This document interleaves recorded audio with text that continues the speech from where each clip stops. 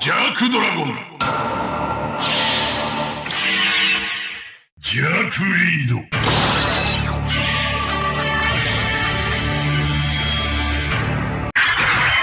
暗黒剣暗闇。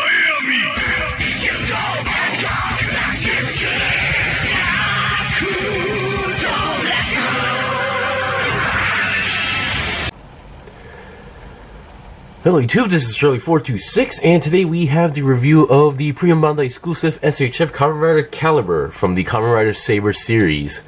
Now, I would like just to mention that this arrived yesterday, and I was not expecting it to arrive this early. I was expecting it to arrive maybe another month later, but oh well. And I could have saved them some extra money, but because I did not expect this to be taking pre-orders on Bandai Mall Korea, because usually in Korea when they take pre-orders for SHF, which they sometimes do, it usually ends up from the first and second rider. So anything beyond them, I don't expect them, but they also took pre-orders for this guy, which I did not notice until very late. So, and it was already sold out, so yeah. Still, yeah, just wanted to point that out.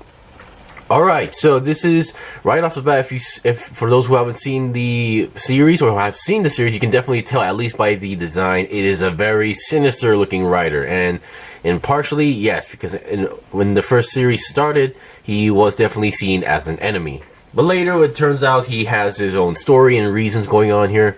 And these are also one of those riders where the main user of this character, of this rider, has been changed about, and basically used by multiple people. So right now, in the main series right now that's going on, is now the third person. There's another third user right now because the previous two died.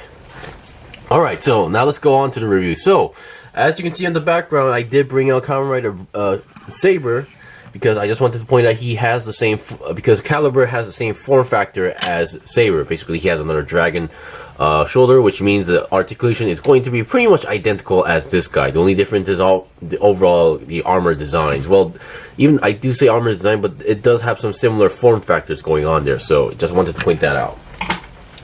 All right, and on the back there is the box. I just wanted to point that out. Definitely loving that box design. And yeah. Go, and now let's see what we get for accessories. So number one, what you get, of course, is obviously the rider itself, the Kamen Rider Calibur. And then right now, at the moment, I gave him the multi-purpose hands, which in this case are the hands for holding the weapons. And then I also gave him the Ankokuken kurayami, or kurayami. I'm still slightly confused, but so it's the Blade of Darkness.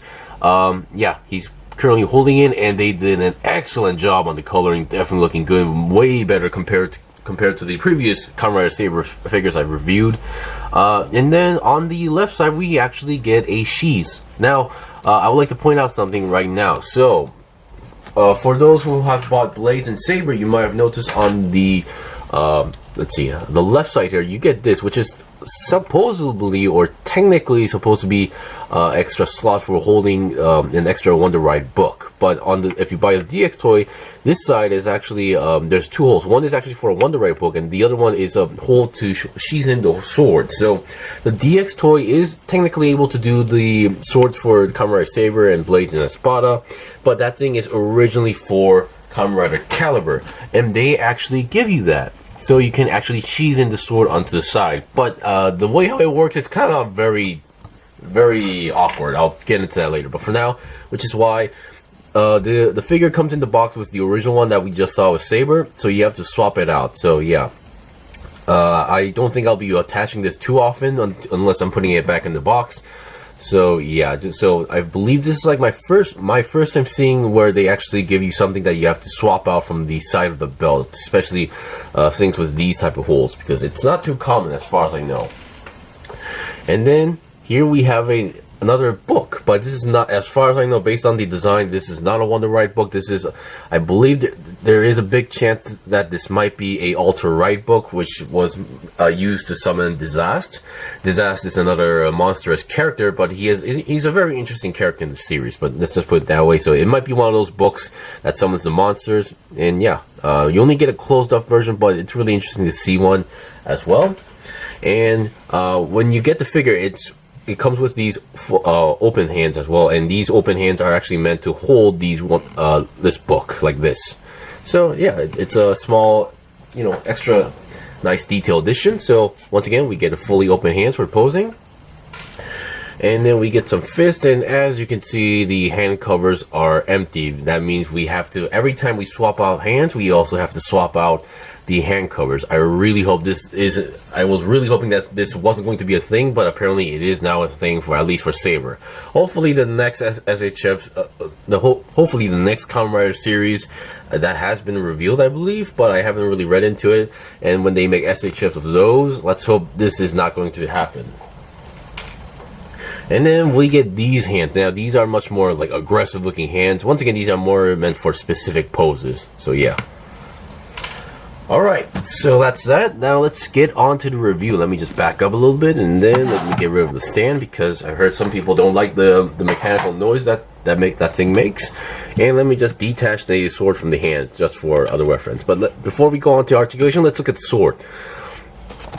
So this is the Blade of Darkness in the series. So basically each sacred blade has their own element. This is darkness, there's fire, there's water, there's electric, or technically thunder, I guess. And then there's like sound, there's rock and wind and such. So yeah, this is the blade, and they did a really good job. You can see that they actually used some sort of clear plastic on here to show the inside purple even more better. Yeah, they went all out on this sword compared to the previous riders. So I am very satisfied with this. Alright, so before we go on to any demonstrations, let's get the articulation for Calibur. Definitely loving the design.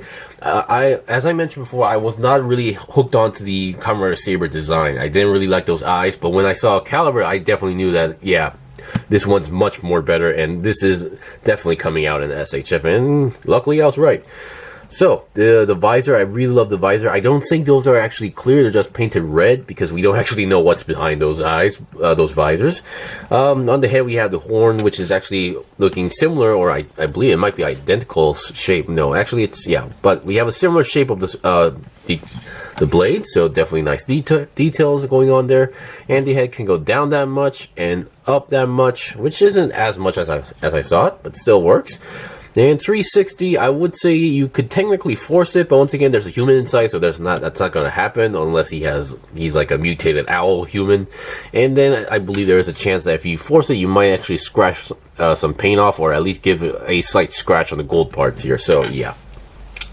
Now, for those who haven't seen my Kamen Rider Saber SHF review, or haven't seen the SHF reviews in general, what I mean by same articulation is that, or same form factor, is that this shoulder here, usually when we get an SHF figure art, the shoulder armor would be attached actually on the arms, like this one. So you can see when the arm moves, the shoulder armor moves together. This is what they usually do. This is the typical thing that they do. But when it came to Saber, the dragon shoulder, for some reason, I don't really know, they attached the dragon armor onto the main body. You can see the joint is on the main body, not on the arm, which is why this actually kind of hinders and bothers the articulation time to time. You can't go 360 with this arm as well. You are able to slightly tilt it left and right, but that's pretty much it because of a ball joint. And yeah, and this actually collides with the head a lot because of this, as you can see. So that is a very odd choice. But anyway, as you can see, with not on this arm, but you can go 360, and you have a nice bend going on here, and you have your SHF style hands, which the ball joint is on the arm and not on the hand, unlike Gunpla. So just wanted to point that out. And now let's look at the body. We have a nice ab crunch going on here, and then you can go side to side. Actually, I've done this before where you are technically able to force 360, but once again, it's a human inside. And then these days, I think they're what I don't like what's happening with recent figures is that the gap between the body and like the legs here they're getting more wider these days, which I don't really like. And you can see that depending on how you angle it, you can have like this gap inside, which does not look that great. So I really hope they could fix that soon. And looking at the back, we have a nice color scheme going on here, a nice spine, and then we have I really like the combination of black, gold, and purple. Definitely a sinister looking color scheme, and I love it. And for the rider belt, yeah, I actually do have the DX version, but once again, you are able to take off the Wonder Ride book if you want to do so, although this one's a little bit more trickier to do, but it is possible.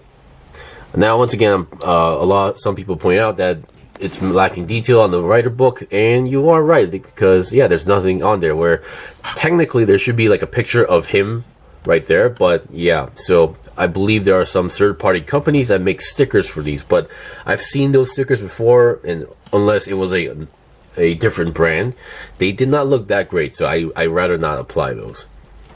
Now, before we go to the legs, let's look at the sheath. So here is the sheath.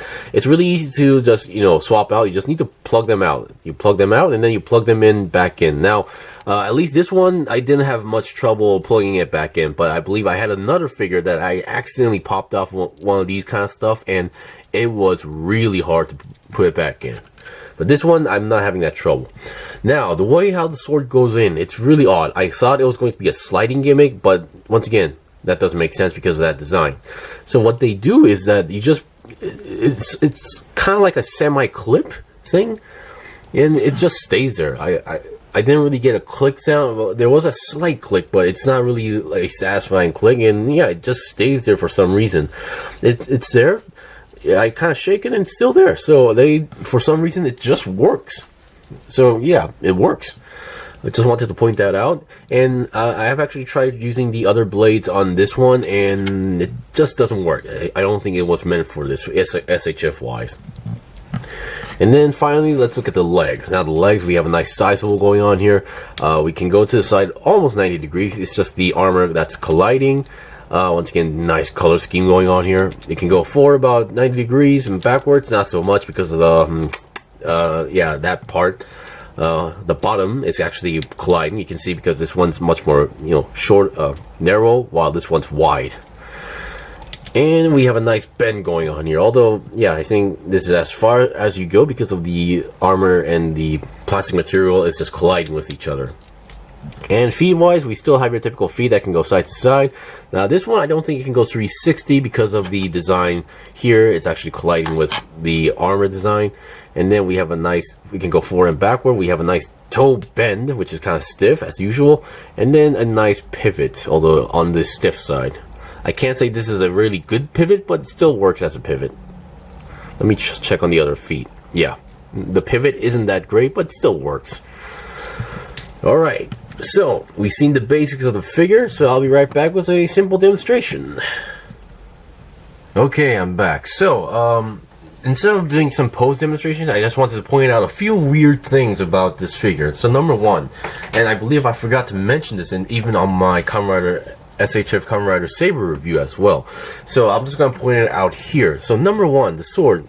We know how the sword works now, so I'm not going to point that part out. But when looking at the promo pictures and looking at the sword handle itself, usually the weapon also has a trigger right over there. Even the toy has one, which to activate its finisher move, or to actually activate the special move here. So you would think, since the trigger is on the front, you would have to put the trigger on the front as well to hold it like this, which still works and kind of makes sense if you ask me. But if you look at the promo pictures on the boxes or on images online, you can definitely tell that he's holding the sword, especially the top one, to make the outer parts go outside. So meaning that he's actually holding that. Even in this picture, you can see it's on the sword is showing the outer parts.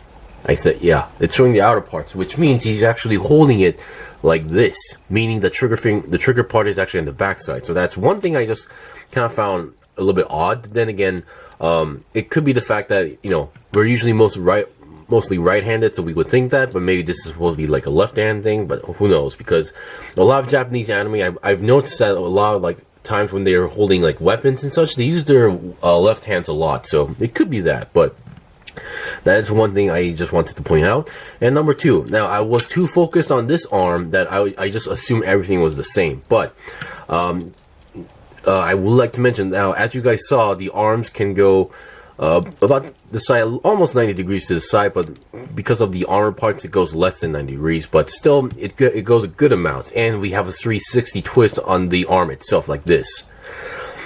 In this case, this thing can barely go 360 because while it does have a rotation, the design here is different compared to the other arm. You can see that, where is it? There we go. This armor part is actually wrapping around, so it's covering up the actual joint here, so which is why it cannot go 360. And going to the side 90 degrees is technically possible, but once again, you're colliding the shoulder armor with the head now. So that is just one part I just wanted to point out. And for those who are wondering, as far as I know, Kamen Rider Calibur did not have a rider kick in the series, so, or at least yet, so who knows. And he does actually have a power-up form, which I believe Bandai did announce, and that they decided to actually make it into a product. So I'm actually waiting for that as well. So yeah, overall, that's pretty much it for the review. Number one, I really love the design of Kamen Rider Calibur. However, I do not like some certain form factors like the shoulder armor as well, because it just limits the armor articulation as well. So that's just one nitpick I have, but other than that, I am very satisfied with the weapon. And as usual, the weapon handle seems a little bit too fat for the hand, but since it's been like that for the previous two riders or figures, I'm just willing to take that, you know, as granted at this point. So yeah. So once again, if you're a big fan of this rider himself, well, maybe if you're a big fan of the character or the rider itself, it's definitely worth it. I really love the design. The previous ones, they had some flaws, especially with the colors, especially with the blade, but this one I see no problem as well, because we have a nice metallic gold, metallic silver going on here. The purple seems very nice. It suits the color. I think it's pretty show accurate. So yeah, if you don't have any problems with these kind of factors, definitely go get one. Anyway, thanks for watching the review. This was the review of the Premium Bandai exclusive SHF Kamen Rider Calibur. If you guys got any questions or requests in the comment below, I still have more stuff to buy and build and make reviews out, so please stay tuned. Until then, see you guys next time.